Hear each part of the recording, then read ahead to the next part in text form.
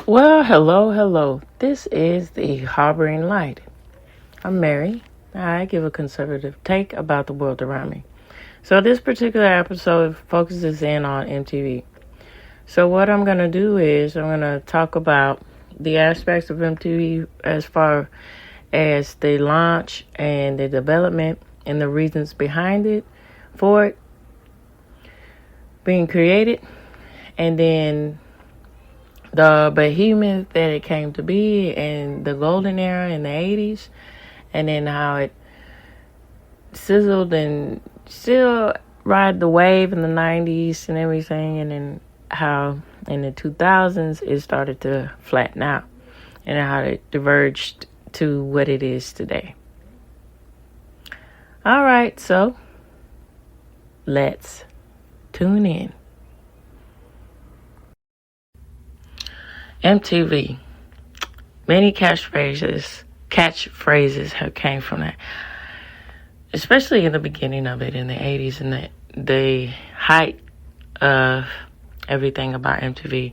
The whole thing with I want my MTV and the different transitions that was shown as far as incorporating animation with music and fashion and merging that together with, for example, the idea of pop art and fashion with the whole aspect of Andy Warhol, how his particular type of art made more of a presence in the 80s, and you saw that interlaced in the, as I was saying about I Want My MTV sort of aesthetic of what they would show as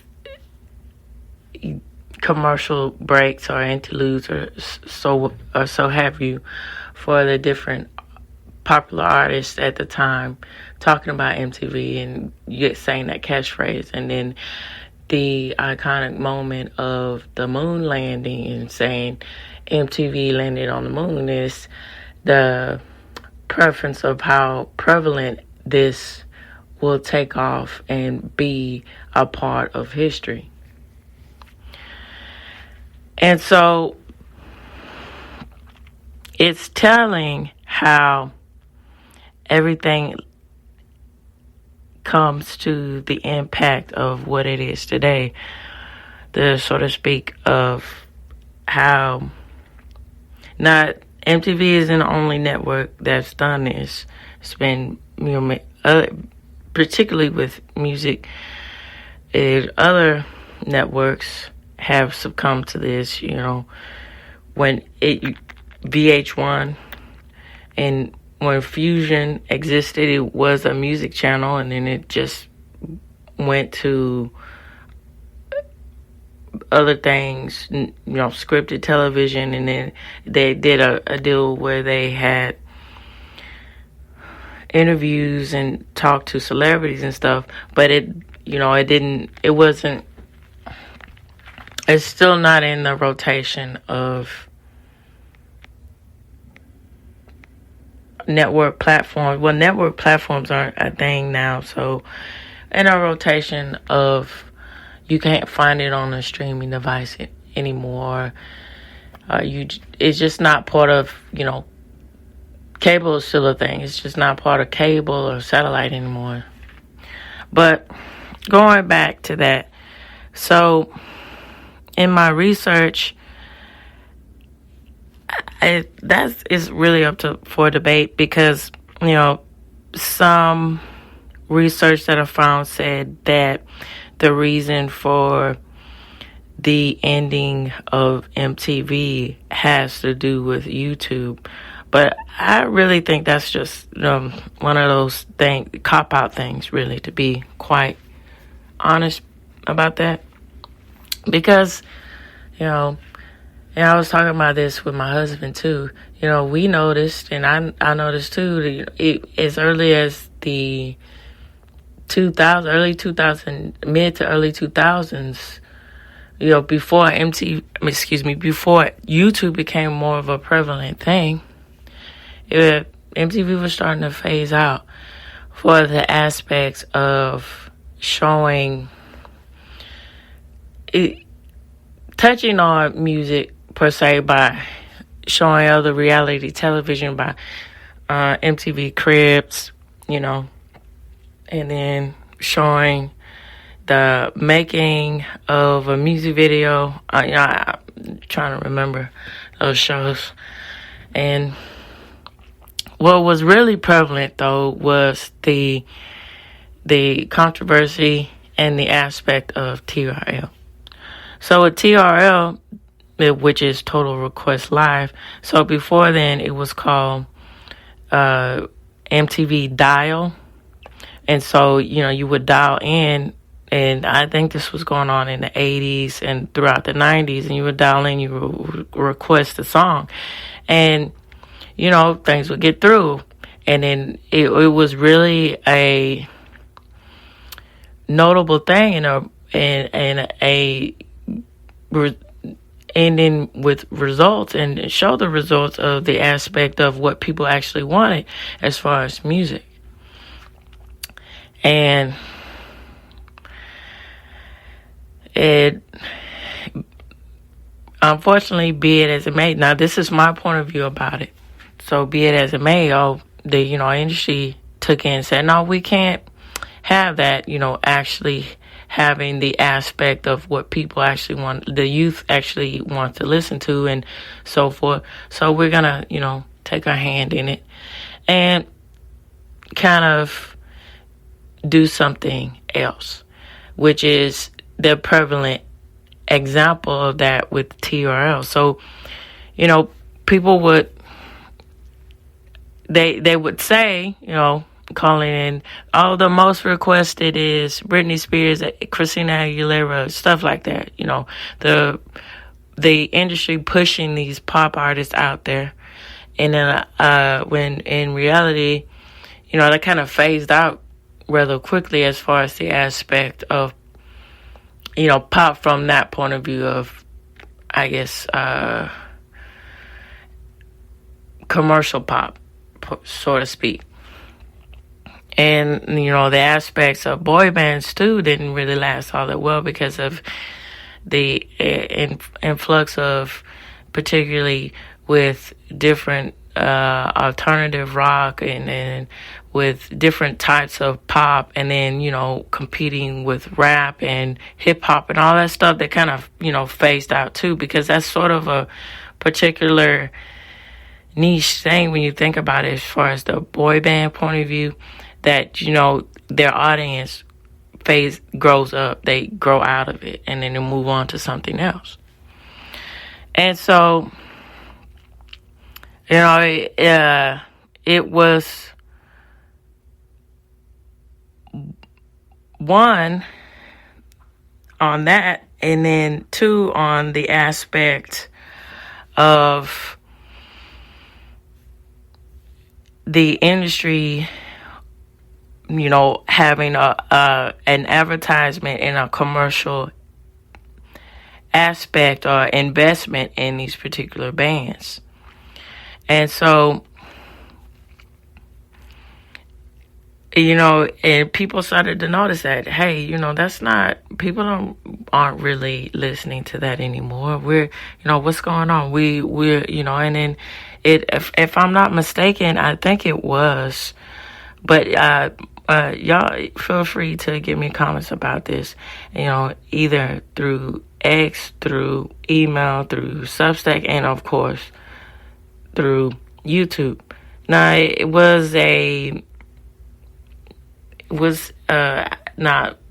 I think it was a bunch of college kids, and they got together and they called in and they requested a particular song for TRL to play.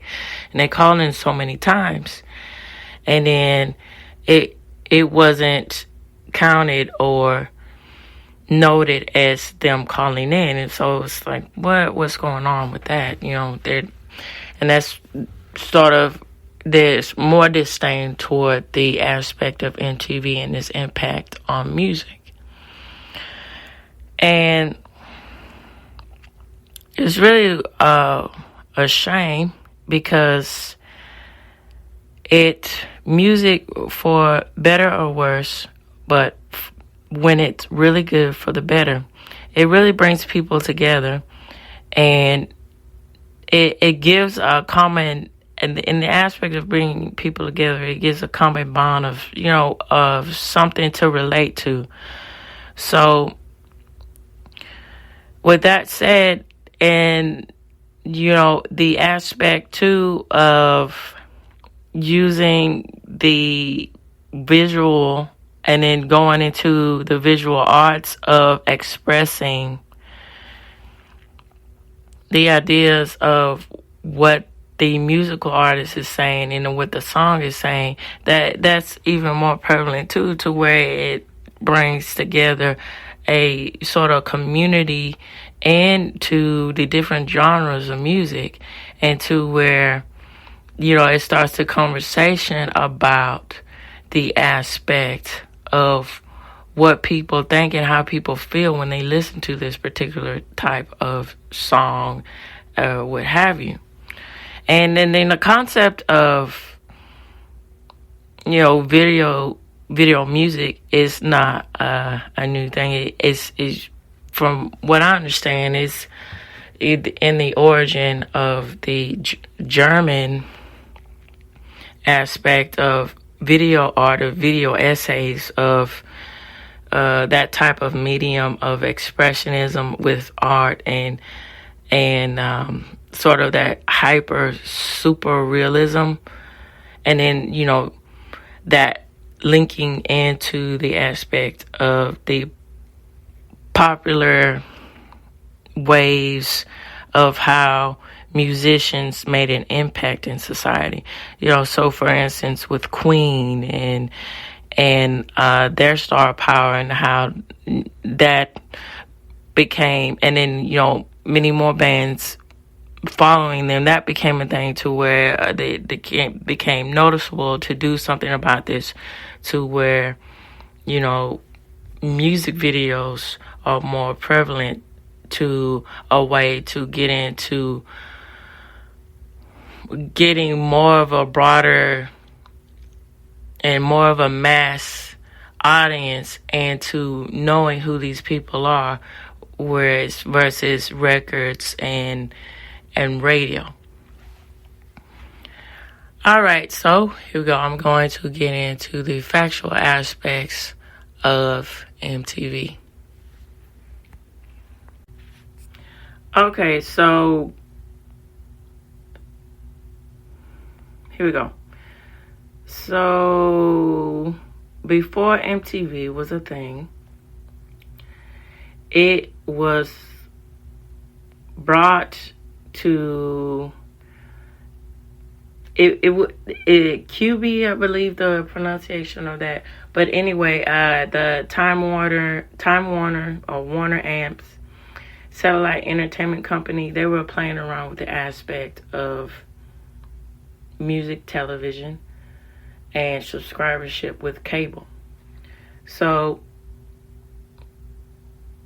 and then it goes into the aspect of what I was saying, and then this is another point of view of what I'm saying about music videos. So here we go. The idea of the video itself was not new. African American performers Count Basie, Louis Armstrong, and Bessie Smith appeared in video clips with their songs in the late 40s. Dick Clark's American Bandstand show offered live lip-sync musical performances to a national television audience beginning in 1957. The Beatles released their song Strawberry Fields on video in 1967, and other 1970 television shows like Soul Train and Concert, Midnight Special, and Rock Concert offered live or recorded musical performances, but MTV gambled that with the viewing audience in 1981 and was ready for a 24-hour-a-day music channel. So the brain behind MTV was Robert Pittman, a former radio disc jockey who had become an executive at WASEC.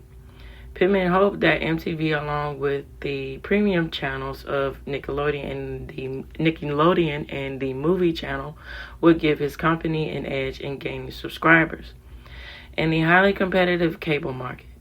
The company's $20 million investment soon proved worthwhile. So MTV's audience grew from just over 2 million to, at the end of 4 months, to 22 million by 84. And advertising revenues kept pace. Though the channel had pulled in just 7 million in advertising revenues within 18 months, by 84, it was earning 1 million a week. In many ways, MTV had an ideal cable product. Its content cost the channel nothing, for recording companies provided the videos free of charge in order to promote their bands. And see, it was in that too.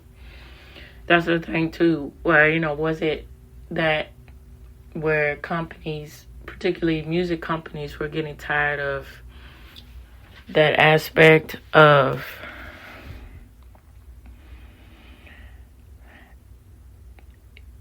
being, constantly promoting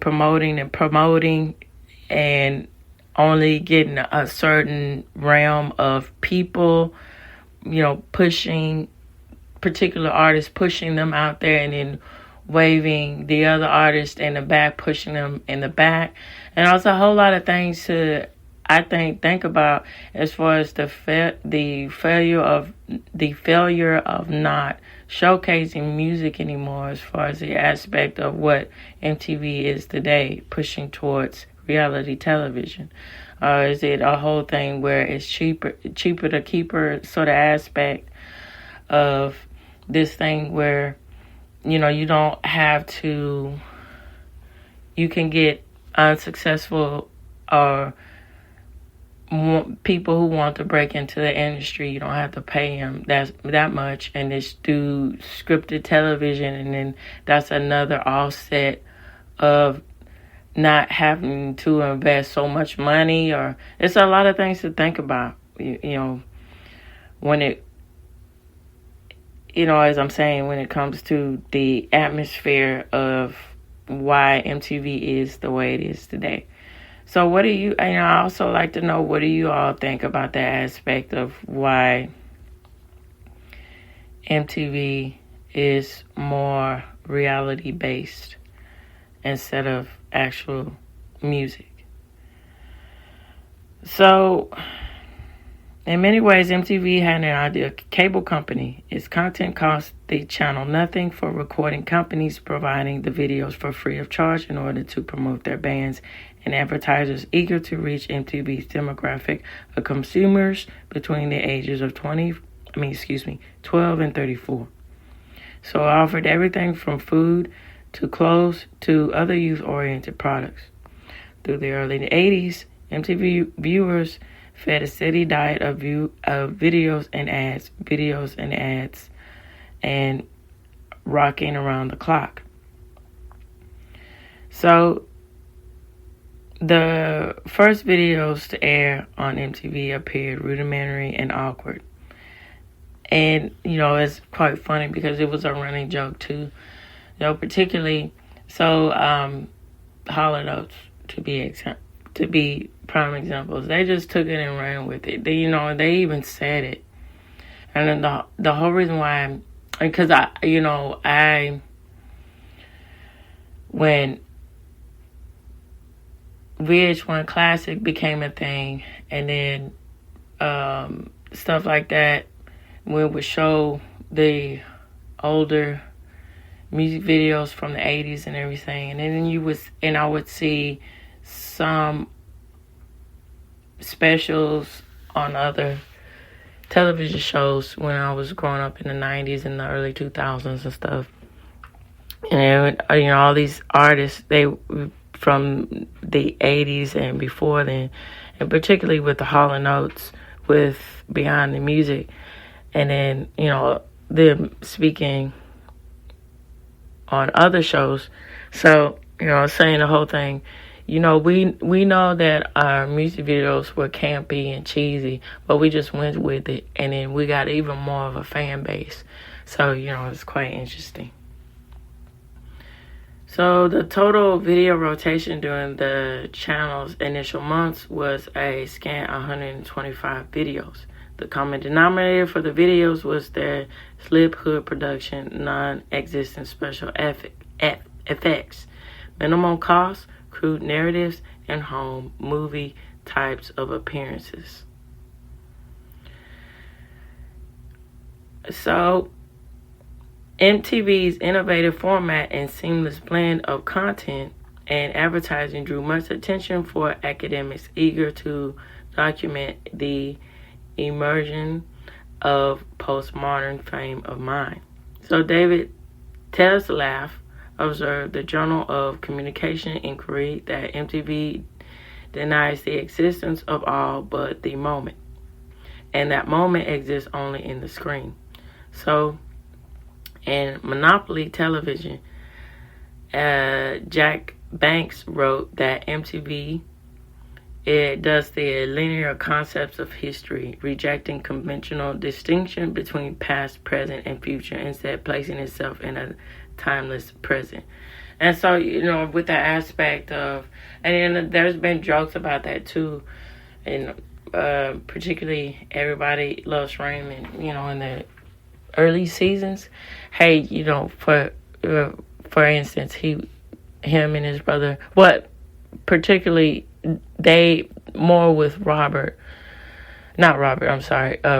Ramon, making the joke, hey, when they were trying to cut out and make a debut, they didn't know what to do for their father, for a tribute for him. Hey, what we were doing, we were trying to do that MTV, quick editing style. Hey, here and now, present, forget everything else of taking the time to polish it out. We just want to do it fast, quick, and be in the moment about it.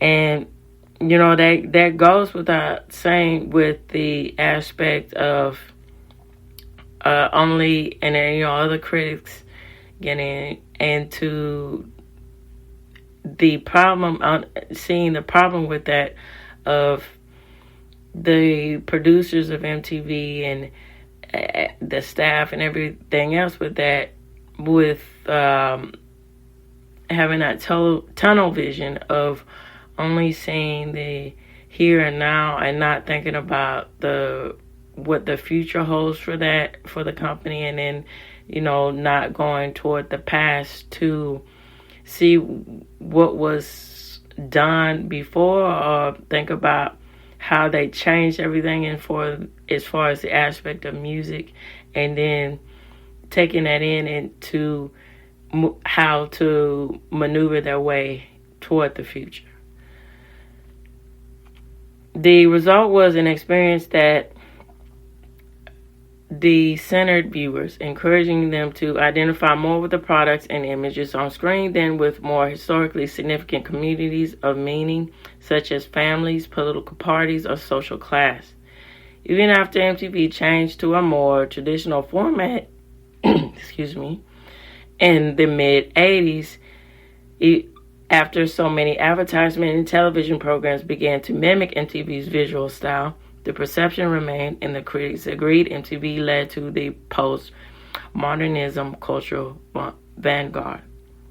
So MTV's rapid emergence as both a prolific cable channel and a cultural force soon drew critics.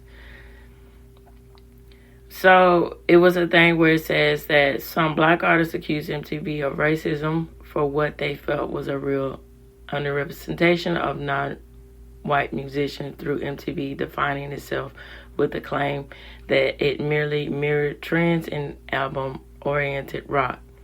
So it says in many cases, Michael Jackson's mid-'80s dominance as king of the video tempered such claims, which is true. It's one of those things where, you gotta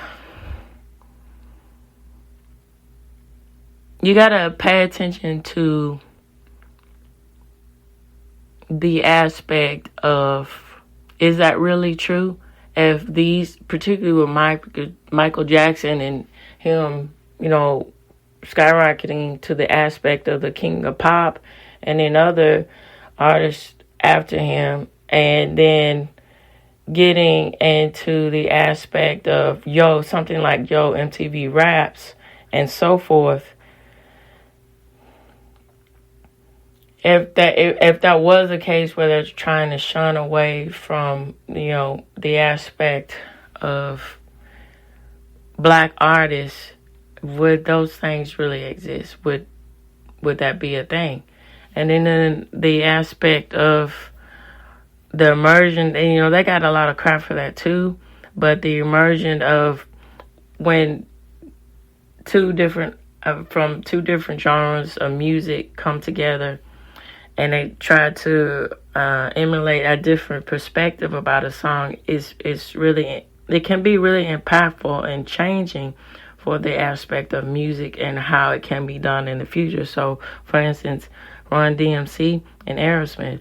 So, Rock This Way was that particular song, that was an Aerosmith song. And so Run DMC, had the idea of changing it and bringing it out into a new perspective for a new generation. And that just ran. They took it and ran it, and then, as they say, the rest is history. So here we go with President Ronald Reagan, Surgeon General C. Everett Koop, charged that the breed of video clips, which he characterized as racy montages of violence, and then scantily clad women, and the surrealistic images could be dangerous to normal or healthy emotional relationships between the sexes. And media mogul Ted Turner accused MTV of producing a nation of Hitler youth. Now, that's a lot to say. And then, it's interesting that Ted Turner, saying stuff like that, because, you got to take a second look. Why are you using such a high, on the aspect of what they say a hyperbole, but such a very demeaning and just a very cruel,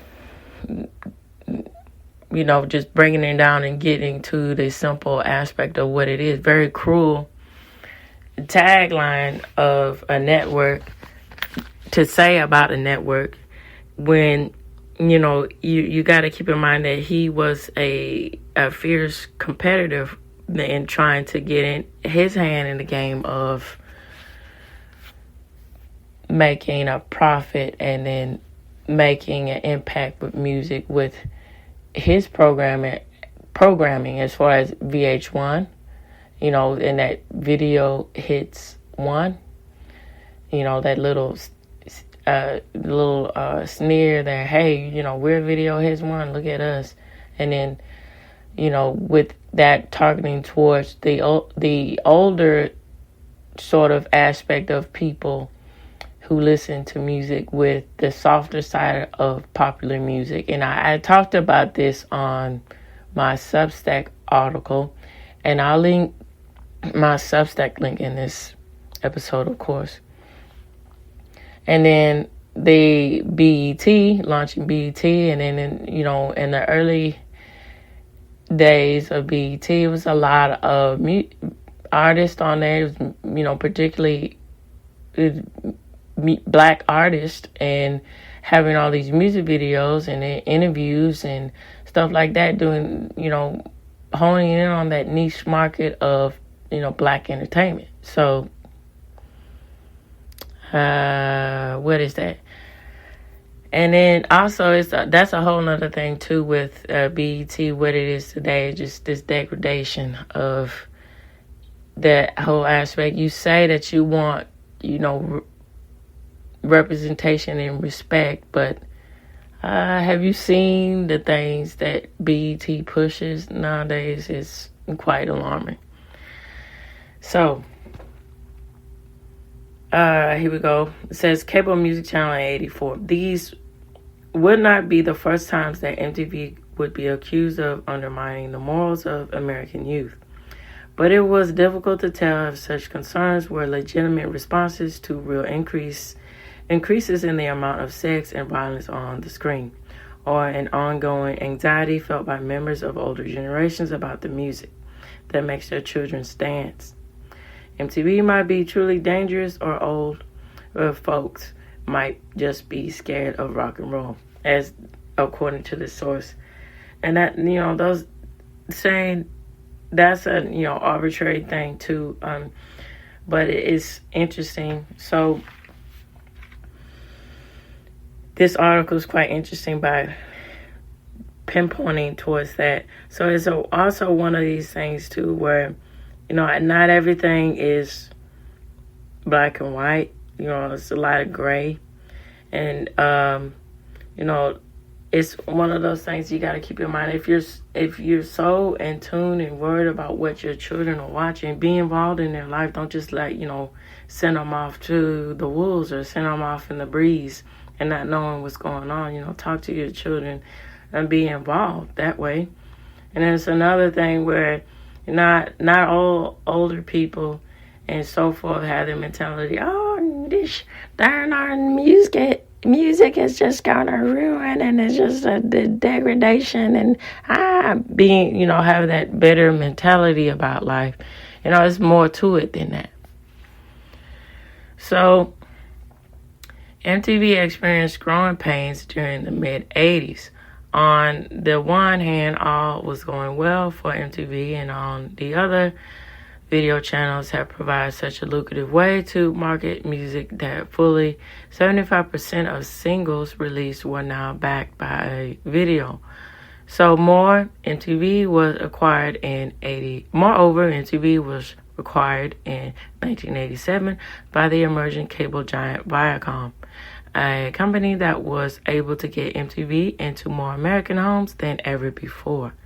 Yet for all of these successes, MTV's Nielsen ratings were declining for their thriller-induced heights of a 1.5 down to a 7 rating. So the channel's coverage of the Live Aid music festivals was harshly criticized, and the British art rockers like Duran Duran, the Eurythmics, and Boy George, who helped MTV establish an identity, were going out of style. So ad revenues declined 10% during the first half of 1987, prompting Time Music to wonder if MTV was an idea whose time has already gone. The concern was premature, however, for the one thing MTV has never done is fail to meet the ever-changing demands of the interests of the youthful audience. In its second phase, MTV devised a radical strategy of downplaying music videos and inventing their own programs. In this way, MTV hoped to become a more traditional television channel, thus breaking its most postmodern elements.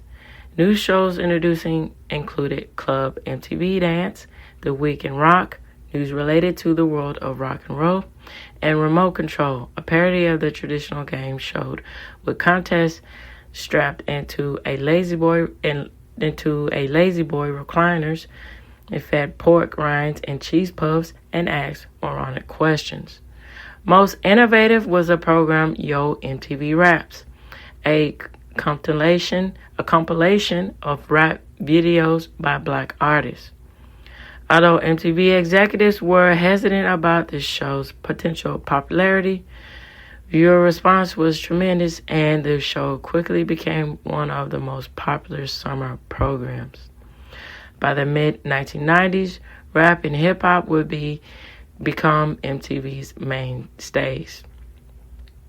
MTV realized another breaking through the early 90s with its shows like Unplugged. And, with Unplugged, that was very interesting how they did things. That it was intimate to where the artists would sit down and sing, and then it was, for the most part, acoustic, a cappella, and it would just sing to the audience, and it had an intimate setting of people in the audience and so forth. And here we go. Let me get into talking about that. So, which shows top rock bands playing acoustic instruments before a small audience. With this show, MTV achieved 1990s media nirvana surge. The Unplugged show generated singles for radio play. So videos that could be plugged everywhere else in the channel's lineup, and albums that could be sold in record stores, by allowing the spirit of rock and roll to seep into news and comedy, and by showcasing the innovative music that was coming out of the predominantly black rap and hip-hop community. So MTV gave viewers a reason to stick around. MTV continued experiments with content in the 1990s, offering such shows as The Real World and Beavis and Butthead. In The Real World, a group of college-age strangers were thrown together in a luxurious sparkling house, and sparkling house that is. And a camera filmed every moment of their attempts to learn to live together. So, this goes into the aspect of competing with daytime soap operas. More controversial was Beavis and Butthead, a cartoon about two completely amoral teenage slackers.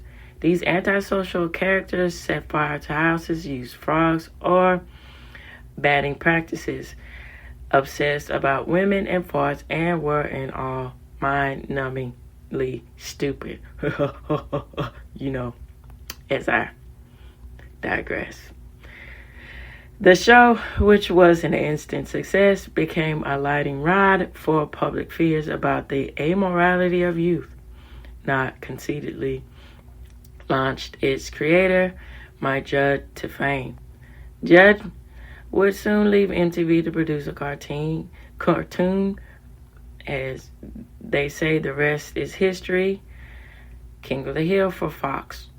So MTV's mid-1990s dating show, Singled Out, also proved a launching pad for the ex-Playboy playmate and co-show host Jenny McCarthy. McCarthy's combination of California surf, babe beauty, and bad girl antics, gross jokes, and goofy face soon launched her an NBC sitcom out of this. While MTV's programming echoed with the channel's trademark, it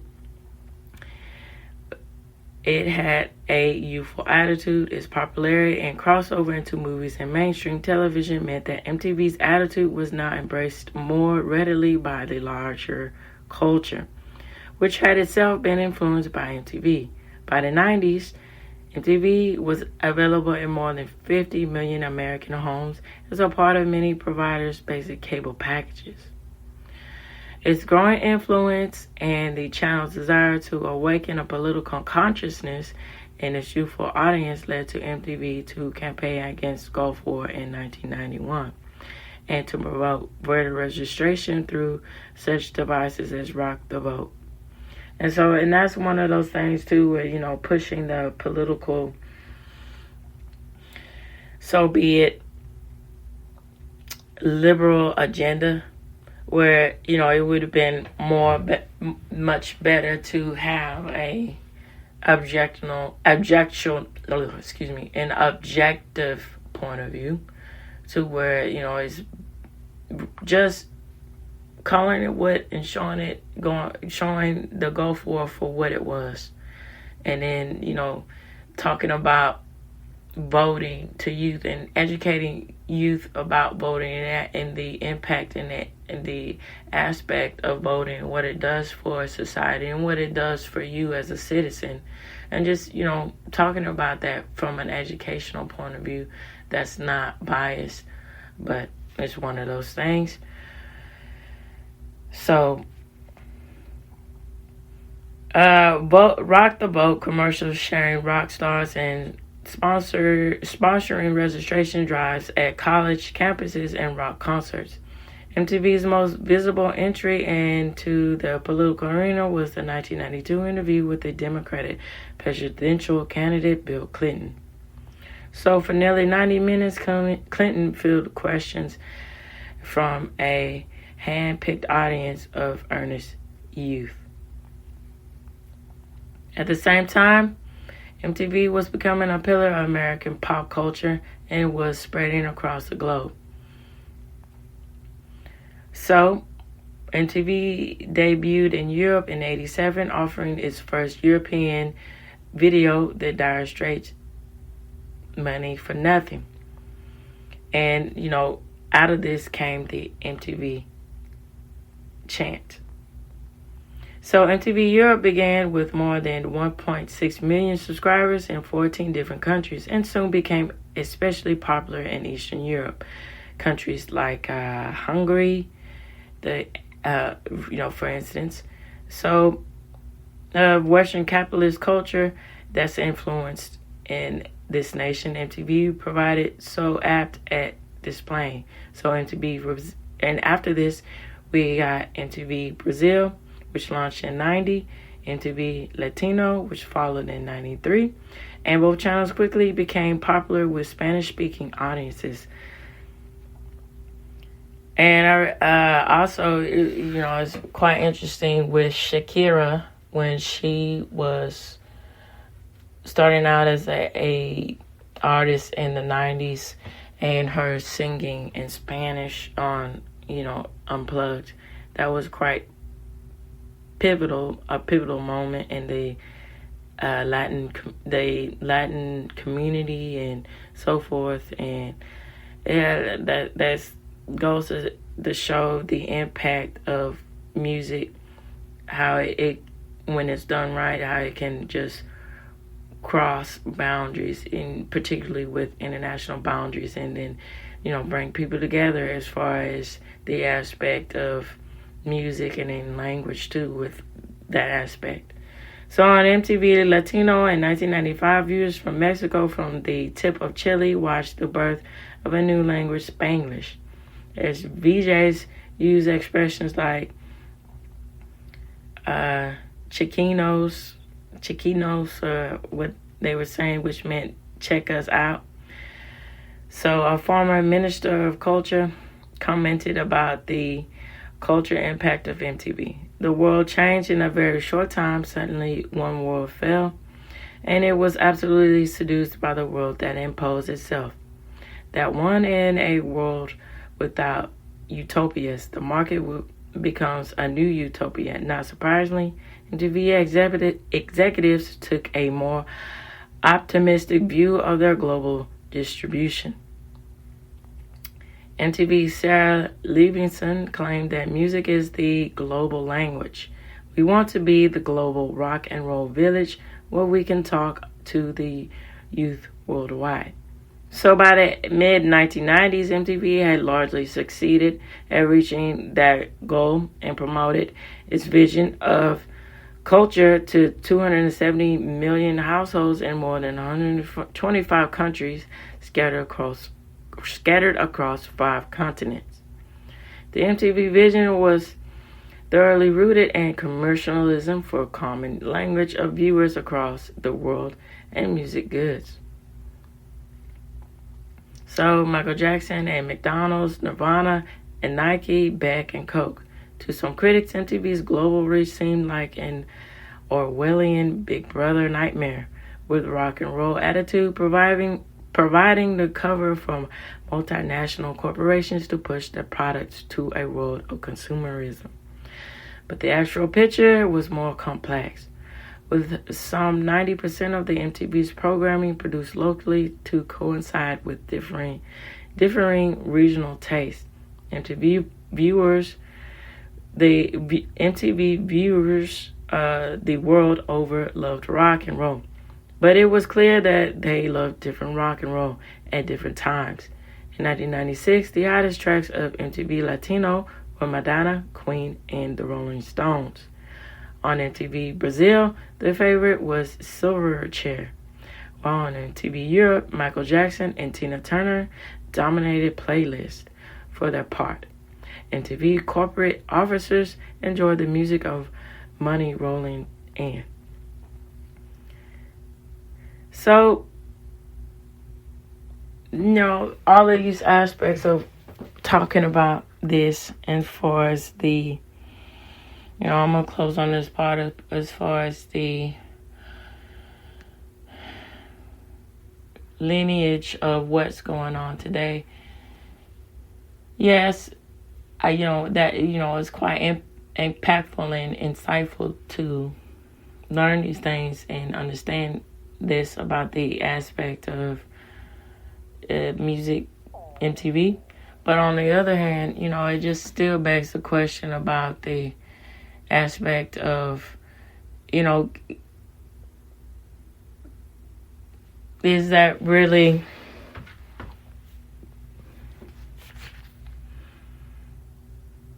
a good thing to keep, from, look at it from this point of view, keep, dishing out preservative programming. For instance, what I mean by preservative programming, as far as, reality television is prevalent with MTV, and then it gets more and more as the generation has gone on, more and more deviant, and all of this. Why not just get back to the basics again and revamp the idea of how music is prevalent in this society, in this generation today. How youth view music and so forth. And I think that would take on a whole new presence of MTV, and then its future. But then again, it's that whole here and now thing. The foresight of that, and how that goes into the whole aspect again of, we're just thinking about the here and now, and this is what's popular now, and just forget everything else. So,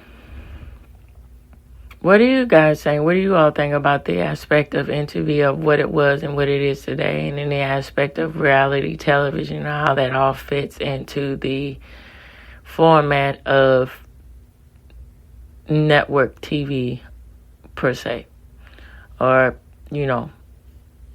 cable television and things like that, and then in the aspect of how we view television per se, or shows per se, through streaming devices of today. So please feel free to either email me, follow me on X, the Substack, or on YouTube. It would be greatly appreciated. All right, so this reaches the end of the Harboring Light. Tune in, turn up, and absolutely take care. Bye-bye now.